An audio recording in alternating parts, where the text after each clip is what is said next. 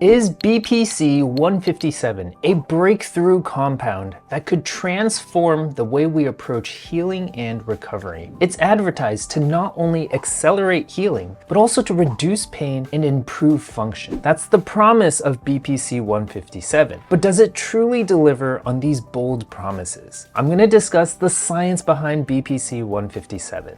We'll explore what it is, its claimed benefits, and I'll give you my recommendation on whether this is a therapy worth trying. Hey everyone, Dr. Jeff Peng here. BPC-157 is a synthetic peptide created from a protein in stomach acid. The name BPC actually stands for Body Protecting Compound, and the number 157 refers to its unique sequence in that protein. The most exciting aspect of BPC-157 is its potential for therapeutic use, especially in healing wounds and repairing tissues. Current research, primarily based on animal studies, suggests that BPC-157 could possess diverse healing properties through multiple mechanisms. First, BPC-157 seems to promote healing in muscles, tendons, and ligaments. It quickens tissue repair by enhancing fibroblast activity, which is crucial for new tissue formation. Additionally, it also helps reduce muscle scarring, a common issue that impairs muscle function post-injury. This combination of speeding up regeneration and minimizing scarring can significantly boost recovery. Next, BPC-157 has anti-inflammatory effects that decrease swelling and decreases pain. It further aids recovery by enhancing blood flow. This is achieved through angiogenesis, which is the formation of new blood vessels. Angiogenesis is essential for supplying nutrients and oxygen to injured areas and removing waste and inflammatory byproducts. Additionally, BPC-157 influences vital growth factors like vascular endothelial growth factor and fibroblast growth factor. Both of these are crucial for cell growth and tissue repair. It also interacts with the nitric oxide system, which plays a major role in muscle repair, vasodilation, and immune system modulation. All of this helps with overall healing. Lastly, BPC-157 combats muscle atrophy, particularly in cases of chronic diseases or severe injuries. This helps preserve tissue and muscle functionality. Its neuroprotective properties are also noteworthy, especially in injuries involving nerve damage. So in summary, BPC-157 shows potential in promoting tissue regeneration, improving blood flow, influencing growth factors, and modulating the inflammatory response. It also helps mitigate issues like scarring and muscle loss. However, it's important to note that these findings are primarily based on animal studies. How much of this is backed by solid research in humans? The reality is that there are currently 0 randomized controlled trials studying BPC-157 in humans. In fact,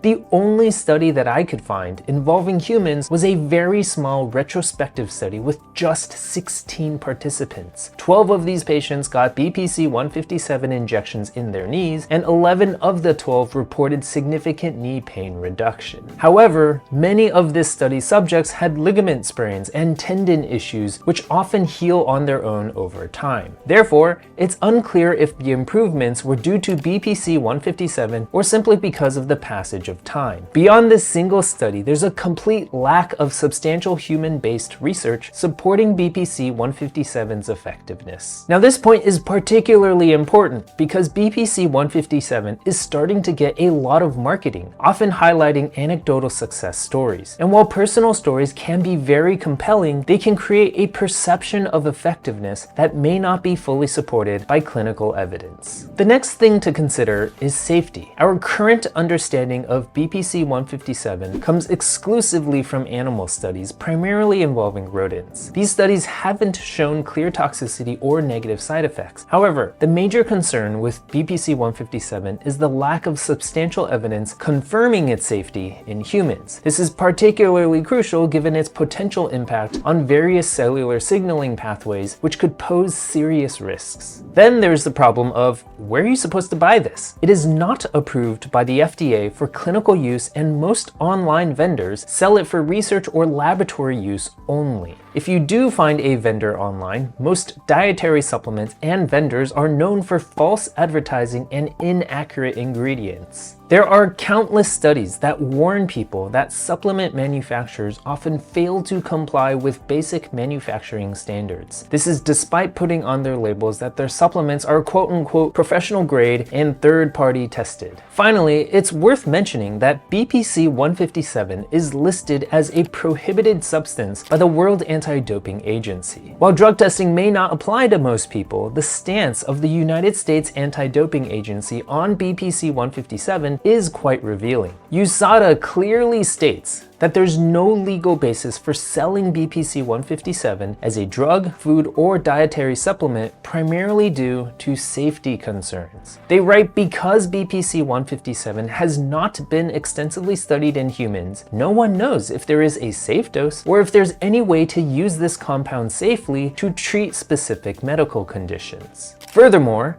USADA highlights that BPC 157 is not approved for human use as a drug, and there's a notable lack of published clinical trial data. Many studies were either canceled or stopped without conclusions. Additionally, there are many websites related to performance-enhancing drugs advertising that you can take BPC 157 for bone and joint healing and improve athletic performance. However, USADA writes it is important to realize that these are unproven claims and that the use of BPC 157 for these or any other reasons is not supported by medical literature or by any medical associations. So for all of these reasons, I currently do not recommend BPC 157.